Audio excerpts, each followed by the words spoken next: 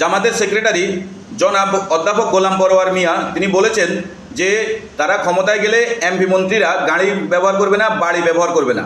জামাত ইসলামী যদি ক্ষমতায় যায়, জামাতের কোন মন্ত্রী, কোন এমপি সরকারি গাড়ি, সরকারি বাড়ি, সরকারি ফ্ল্যাট, সরকারি প্লট গ্রহণ করবে না। এখন প্রশ্ন হচ্ছে, সংবিধানে যাহা আছে তাহা যদি কেউ না মানে তাহলে নিশ্চয়ই সেটা সংবিধান লঙ্ঘন হয়, সেটা পজিটিভলি হোক আর নেগেটিভলি হোক। 1973 সালে শেখ মুজিবুর রহমান একটা আইন করেছিল, সেটা হচ্ছে এমপি মন্ত্রীদের বেতন ভাতা সংক্রান্ত আইন 1973।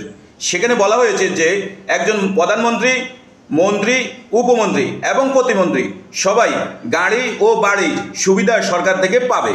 এছাড়াও সংসদ সদস্যদের বেতন ভাতা আদি অ্যাক্ট 1973-এ বলা হয়েছে যে একজন সংসদ সদস্য যাতায়াত অর্থাৎ অ্যালায়েন্স পাবে এবং বাড়ির সুবিধা পাবে। এখন জামাত বলতেছে তারা নাকি এই সুবিধা নিবে না, তাহলে নিশ্চয়ই সংবিধান লঙ্ঘন হচ্ছে। মূলত সেটা নয়, মূলত হচ্ছে জামাত আর আওয়ামী লীগ একই ধাঁচের রাজনীতি করে। আপনারা একটু যদি খেয়াল করেন, দেখেন শেখ মুজিবুর রহমান 1973 সালে বাংলাদেশে শীতার্তদের জন্য কম্বল সহযোগিতা চেয়েছিল বিশ্ববাসীর কাছে। বিশ্ববাসী কিন্তু 7 কোটি মানুষের জন্য 7.5 কোটি কম্বল পাঠিয়েছিল।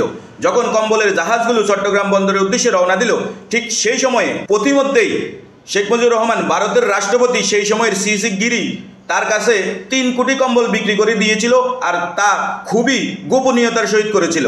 আর সেই শেখ মুজিবুর রহমানই ওপেনে রাজনীতির ময়দানে এসে বলেছিল 7 কোটি মানুষ 7.5 কোটি কম্বল, তাহলে আমার কম্বলটা কই? এই রকমের মিথ্যা প্রপাগান্ডা চড়িয়ে শেখ মুজিবুর রহমান রসালো কথা বলে মানুষের কাছ থেকে সস্তা জনপ্রিয়তা পাওয়ার চেষ্টা করছে।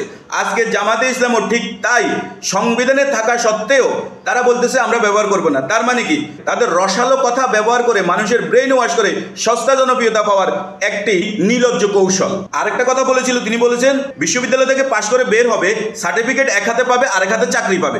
ইউনিভার্সিটি, স্কুল, কলেজের ছেলেরা পাশ করে বেরোবে, মাদ্রাসার ছেলেরা সার্টিফিকেট নিয়ে বেরোবে এক হাতে, আর এক হাতে আমরা তাদেরকে চাকরি দেব, চাকরির ব্যবস্থা করব। শেখ হাসিনাও ঠিক 2009 সালে বলেছিল আওয়ামী লীগ ঘরে ঘরে চাকরি দিবে, অথচ এই শেখ হাসিনা ঘরে ঘরে মানুষকে নিঃশেষ করে দিয়েছে, ঘরে ঘরে মানুষকে মামলা দিয়েছে, জেল কাটিয়েছে, জুলুম নির্যাতন করেছে। অথচ আজকে সেই পন্থায় জামাত ইসলামও এগিয়ে যাচ্ছে। বাকিটা আপনারা বিবেচনা করবেন, কমেন্টসে আপনাদের মতামত দিতে পারেন, তবে গালিগালাজ করবেন না অনুগ্রহ করে। আসসালামু আলাইকুম।